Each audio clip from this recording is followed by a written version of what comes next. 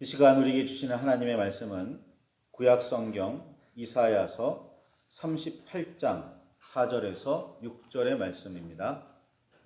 이사야서 38장 4절에서 6절의 말씀입니다.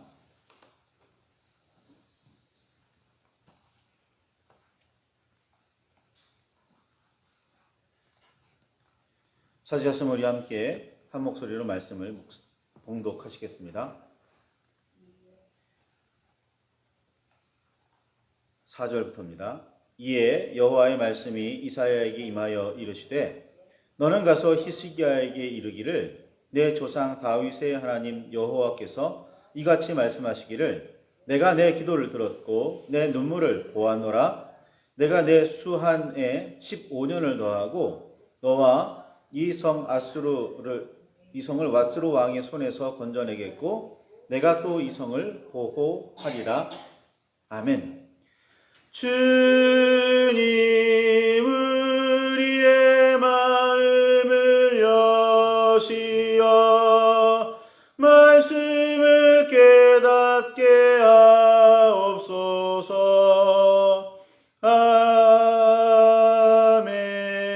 아멘. 주님의 사랑과 그 크신 은혜가 저와 여러분 안에 가득하기를 소망합니다. 유다의 13번째 왕 히스기야는 그의 조상 다윗의 모든 행위와 같이 여호와 보시기에 정직하게 행한 사람이었습니다. 이스라엘의 역대 왕 중에 이런 평가를 받은 사람은 히스기야와 요시야가 전부입니다. 하나님께서 보시기에 나름 선하게 통치했던 왕이 몇 명 더 있기는 했지만 다윗에 비견될 정도는 아니었습니다. 그러니 히스기야는 보통 사람이 아니었습니다. 오늘날 우리 중에 다윗과 비교될 정도의 신앙을 지닌 사람을 찾아보기란 여간 어려운 일이 아닙니다. 히스기야는 여호와가 아닌 다른 우상을 모시고 섬겼던 여러 산당을 제거했습니다.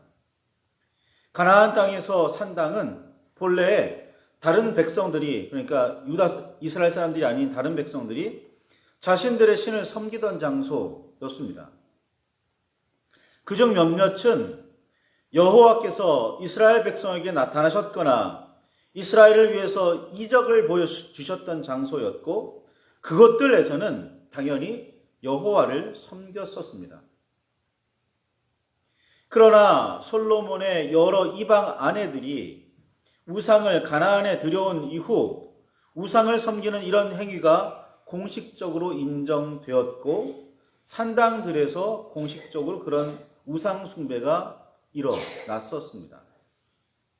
산당은 점점 우상을 세워두고 섬기는 장소로 변했습니다.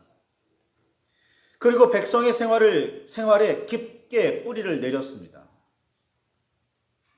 왕이 머물던 예루살렘은 왕의 통치 이념이 가장 잘 반영되었고 실행됐습니다. 여호와 앞에 선했던 왕들이 그런 산당들을 없애려고 여러 번 시도했었으나 시골 구석구석까지 이런 정책이 온전히 미치기에는 역부족이었습니다. 백성은 여호와를 떠나 우상만을 섬기기도 했지만 많은 경우 여호와를 다른 신들과 함께 섬겼습니다. 그러다 보니 여호와를 섬기는 믿음은 늘 왜곡과 변형에 시달려야 했습니다. 순전하게 여호와만을 온전히 섬기는 사람들은 매우 드물었습니다. 이런 민간 신앙은 워낙 그 뿌리가 깊었습니다. 유다의 왕들도 종종 우상을 섬기며 심지어 예루살렘 성전 안에 우상을 모셔두고 섬기기도 했습니다. 요시야 왕 때에는 이런 우상들을 성전 안에 있는 이런 우상들을 제거하기 위해서 많은 사람들이 동원되어서 오랜 시간을 들여야 할 정도로 심각한 상황이었습니다. 그래서 여호와 보시기에 선했던 몇몇 왕들도 산당을 없애는 일에 쉽사리 손을 대지 못했었습니다. 이런 중에 히스기야는 그 뿌리를 완전히 뽑아내지는 못했지만 매우 철저하게 산당을 없애기 위해 힘썼습니다. 히스기야는 모세가 만들었던 놋뱀을 느후수단이라 부르며 부수기도 했습니다. 이 놋으로 만들어진 뱀은 모세가 하나님의 명령에 따라 광야에서 만들었었습니다. 당시 불뱀, 즉 독뱀에 물려 많은 사람들이 고통스러워하고 죽었는데 모세가 여호와의 명령에 따라서 만들어 장대에 매달아 높이 세워두었던 이 놋뱀을 쳐다보기만 하면 누구든지 살 수 있었습니다. 이후 백성은 여호와의 명령에 따라 만들어진 놋뱀이 죽을 병을 치료해주는 능력이 있다고 믿었습니다. 그리고 마치 신에게 하듯 분향까지 했습니다. 여호와께서 놋뱀을 사용하셨을 뿐인데 백성은 놋뱀 자체가 능력이 있다고 믿었습니다. 사람도 마찬가지입니다. 여호와께서 모세를 사용하셨을 뿐인데 사람들은 모세를 위대한 사람으로 높이고 여깁니다. 오늘날 목회자들도 기도 좀 한다는 사람들도 능력 있다는 사람들도 마찬가지 위험에 빠져 있습니다.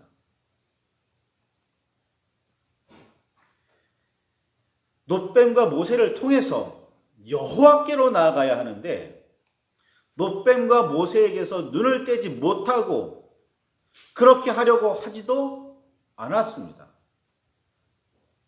오늘날에도 이런 행태는 만연합니다. 히스기야 당시 놋뱀에 분향하는 일은 백성들 사이에서 이미 오래전부터 굳어진 전통신앙이었습니다. 의학이 아무리 발전해도 민간요법은 사라지지 않듯이 민간신앙은 쉽사리 없앨 수 없습니다. 그런데 히스기야는 백성의 반발을 무릅쓰고 놋뱀을 부쉈습니다. 이스라엘의 오랜 유물이자 보물, 그것을 느후수단, 즉 단순한 놋의 조각일 뿐이라고 그렇게 말하면서 말입니다. 성경은 히스기야가 이스라엘의 하나님 여호와를 의지하였는데 그의 전후 유다 여러 왕 중에 그러한 자가 없었으니 곧 그가 여호와께 연합하여 그에게서 떠나지 아니하고 여호와께서 모세에게 명령하신 계명을 지켰더라. 열왕기하 18장 5절에서 6절에 있는 말씀입니다. 이렇게 전하고 있습니다. 히스기야 전후에 그런 사람이 없었다는 거예요. 전무후무한 사람입니다. 이런 히스기야의 믿음과 삶은 아수르의 침략에서도 빛났습니다. 북이스라엘이 아수르에 의해 멸망하고 8년이 지나 이번에는 남유다가 위기에 빠졌습니다. 다른 성읍들은 대부분 점령당했고 왕이 머물던 예루살렘만 겨우 버티고 있었습니다. 히스기야는 아수르를 달래기 위해 왕궁뿐 아니라 성전을 꾸미기 위해 입혔던 금박까지 모조리 벗겨서 아수르 왕에게 바치기까지 했습니다. 열왕기하 18장 16절에 그 기록이 있죠. 아수르는 이 정도에서 그칠 생각이 애초부터 없었습니다.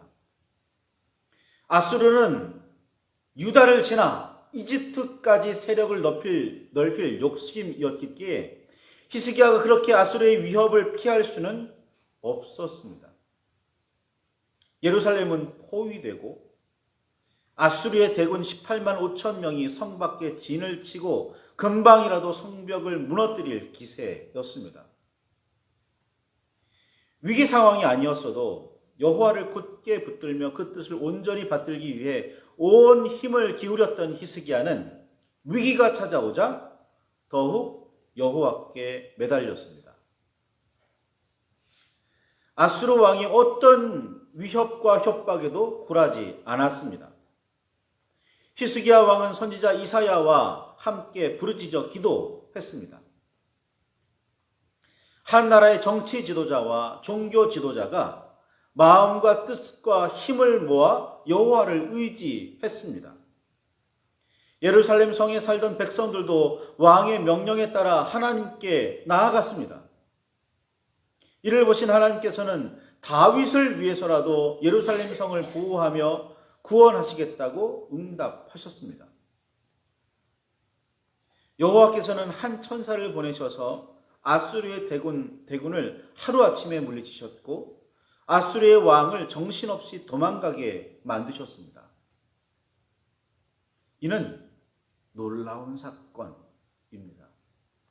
왜냐하면 예루살렘은 이제 무너지기만 기다리는 상황이었거든요. 근데 단번에 반전이 일어난다고요? 당시의 유다의 상황, 그들의 힘과 능력으로는 절대 불가능한 일이었습니다. 절체절명의 상황에서 여호와를 향한 굳은 믿음으로 위기를 극복한 히스기야인데 갑자기 병들어 죽게 되었다는 소식을 성경은 전합니다. 오늘 이사야 38장에도 그 이야기가 있는 거예요. 다윗과 비견될 만한 믿음을 보여주었던 히스기야입니다. 언제나 여호와를 굳게 붙들며 섬겼던 히스기야입니다. 모세를 통해 받았던 여호와의 말씀을 누구보다 철저하게 지키며 살았던 히스기야입니다. 당시 세계 최강대국 아수르의 위협에도 흔들리지 않고 여호와를 의지했던 히스기야입니다. 그런 히스기야를 하나님께서는 왜 갑자기 병에 걸리게 하셨고 죽게 되리라 선포하셨을까요? 그 원인에 대해서 역대기서는 역대하 32장 24절에서 25절의 말씀에 이 병에 걸린 히스기야가 여호와께 기도하며 여호와께서 그에게 대답하시고 또 이적을 보이셨으나 히스기야가 마음이 교만하여 그 받은 은혜를 보답하지 아니함으로 진노가 그와 유다와 예루살렘에 내리게 되었더라라고 그렇게 말씀하고 있습니다. 그렇게 믿음이 온전한 듯 보이는 히스기야인데 교만했다고요? 교만했다면 어떤 면에서 교만했었을까요? 이 말씀을 바탕에 두고 죽을 병에 걸린 히스기야가 낫기를 구하며 했던 기도를 살펴보면 의미가 사뭇 신장해집니다. 히스기야는 병을 낫기를 구하면서 이렇게 기도합니다. 여호와여 구하오니 내가 진실과 전심으로 주 앞에 행하며 주께서 보시기에 선하게 행한 것을 기억하옵소서 라고 말하면서 심하게 통곡했다고 합니다. 히스기야가 얼굴을 벽으로 향하고 여호와께 기도하며 이르되 여호와여 구하오니 내가 주 앞에서 진실과 전심을 행하며 주의 목전에서 선하게 행한 것을 기억하소서 라고 그렇게 여호와 앞에서 통곡했다고 합니다. 열왕기하 20장 3절과 이사야 32장 2절과 3절에 있는 말씀입니다. 이게 히스기야의 기도 내용입니다. 이상 없는 것 같은데요? 별 문제 없지 않나요? 그런데 다시 말씀드리지만 역대기서는 그때 히스기야가 병들어 죽게 되었으므로 여호와께 기도하며 여호와께서 그에게 대답하시고 또 이적을 보이셨으나 히스기야가 마음에 교만하여 그 받은 은혜를 보답하지 아니하므로 진노가 그와 유다와 예루살렘에 내리게 되었다라고 전하고 있다는 사실 기억하시기 바랍니다. 유다와 예루살렘에 내린 진노 그리고 히스기야의 질병의 원인이 교만함 때문이었다고 분명하게 꼬집고 있습니다. 하나님의 응답과 보이신 이적과 받은 은혜에 대해 여호와께 보답하지 않았다라는 말입니다. 이 일로 하나님께 감사하거나 여호와의 이름을 찬양하지 않았다라는 말입니다. 백성은 능히 그럴 수도 있는 사람들이었으니까. 뿌리 내린 이미 뿌리 깊은 우상 숭배, 뿌리 깊은 불신 이런 것들. 그런데 히스기야가 그럴 사람이라고 여기기는 좀처럼 쉽지 않습니다. 이 내용을 바탕으로 병이 낫기를 구하며 드렸던 히스기야 기도를 다시 살펴볼 필요가 있습니다. 히스기야는 병이 낫기를 구하며 자신의 진실함과 전심으로 주 앞에서 행하며 선을 행한 것을 내세웠습니다. 여호와께서 이런 일들을 기억해달라고 기도했습니다. 자신이 입은 은혜를 자신의 진실함과 선행의 대가 정도로 여겼던 모양입니다. 오늘 우리가 교회에 다니니 혹은 성경을 얼마나 많이 읽고 기도를 얼마나 하며 선행을 얼마나 한다며 자랑을 늘어놓을 때가 있습니다. 이를 자신의 공로로 생각합니다. 히스기야가 내세웠던 진실함과 전심과 선행도 이런 것이었던 모양입니다. 그만큼 공로를 쌓았으니 이만한 이적과 은혜는 베풀어 주셔야 한다는 생각 말입니다. 이런 생각에 따르면 여호와를 섬기려고 노력한 사람에게 하나님께서 반드시 은혜를 베푸셔야 한다는 마음이 들게 되어 있습니다. Give and take 라는 원리에 따른 거래처럼 말입니다. 이런 신앙생활은 받은 복을 감사하지 않게 되어 있습니다. 마땅히 받을 것을 받았는데 뭐가 감사하겠습니까? 마땅한 정도로 받지 못했다고 불평이나 품지 않으면 다행입니다. 내가 하나님께 이만큼 이렇게 원신했는데 왜 이만한 복은 주시지 않지? 이해가 되시나요? 좀 더 가깝게. 여호와께서는 히스기야의 기도를 들으셨고 눈물을 보셨습니다. 그래서 그의 목숨을 15년 더 늘려주셨습니다. 그리고는 히스기야와 예루살렘 성을 아수르로부터 건져내시고 보호하시겠다고 약속까지 하셨습니다. 그런데 그 직후에 일어난 사건으로 히스기야는 절망에 빠질 수밖에 없었습니다. 히스기야가 병들었다는 소식을 들은 바벨론에서 사신들이 찾아왔습니다. 본래는 병문안이 목적이었지만 히스기야가 병이 나았으니 이제는 축하 사절이 되었습니다. 당시 바벨론은 아수르 아래에서 힘을 기르고 있던 작은 나라에 불과했습니다. 그런데 당시 최강대국이었던 아수르를 변방의 작은 나라 유다가 물리쳤으니 바벨론을 비롯한 여러 나라는 유다와 히스기야에게 어떻게든 줄을 대려고 할 이유가 있었습니다. 그래서 여러 사람이 예물을 가지고 예루살렘에 와서 여호와께 드리고 또 보물을 유다 왕 히스기야에게 드리곤 했습니다. 열왕기하 20장 13절과 이사야 39장 2절 3절을 잘 읽어보시면 역대하 32장 28절을 읽어보면 이 상황을 볼 수가 있습니다. 히스기야는 한껏 우쭐해졌던 모양입니다. 바벨론에서 찾아온 사신들도 그렇게 기뻐하며 맞았고 그들에게 보물 창고와 무기고를 다 보여주었습니다. 이만큼 있다. 자, 보아라. 누가 우리를 넘볼 수 있겠느냐.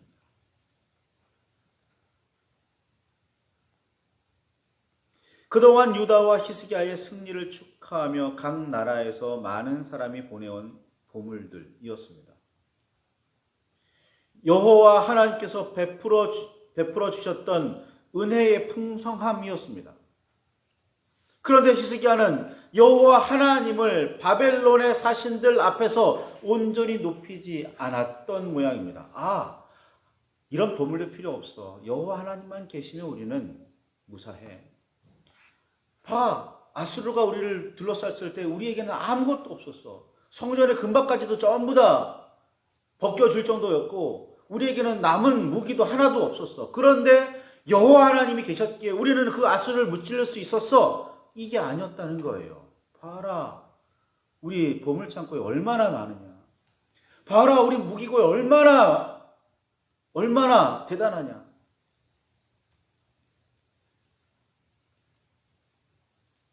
형식적인 말로는 하나님께 영광을 돌립니다 했을지 몰라도 진실함과 온전함은 없었던 모양입니다.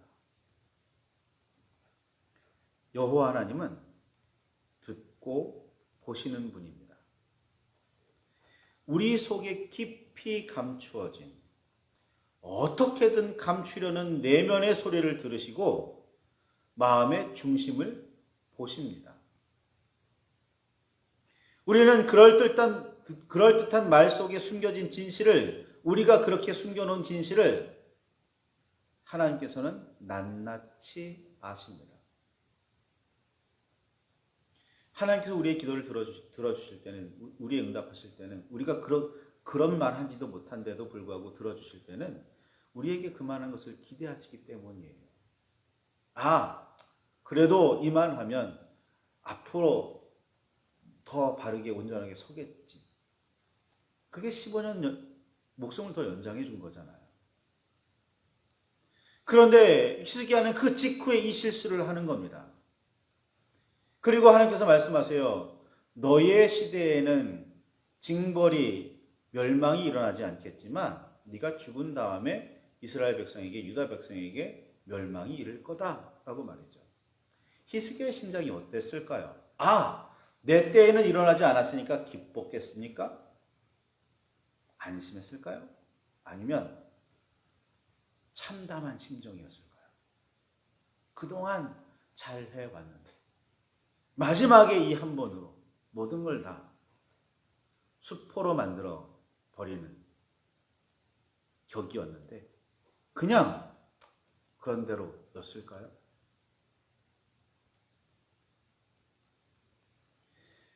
말씀을 붙들고 깊이 묵상하시기 바랍니다.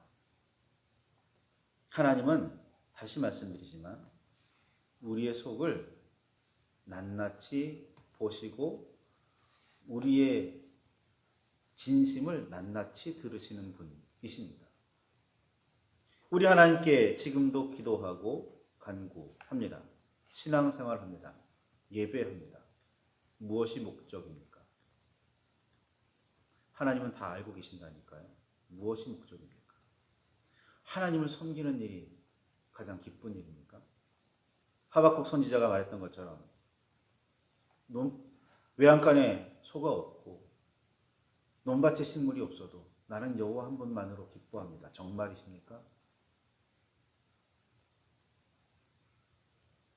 오늘날 우리에게 그런 신앙을 찾을 수 있을까요? 말씀을 붙들고 깊이 묵상하시기 바랍니다. 기도하시기 바랍니다. 그런 참되고 온전한 신앙에 이르시길 바랍니다. 형식적이고 겉껍데기 뿐인 그런 믿음에 머물지 마시기 바랍니다. 하나님을 만홀히 여기지 마시고 하나님을 속이려고 하지 마시기 바랍니다. 진정 주 안에서 온전히 사로잡히는 온전한 주님의 백성, 그리스도의 제자, 성령의 인도하심을 받는 성도 되시기를 바랍니다. 각자 말씀 붙들고 묵상하시며 또한 깊이 기도하시기를, 결단하시기를 바랍니다.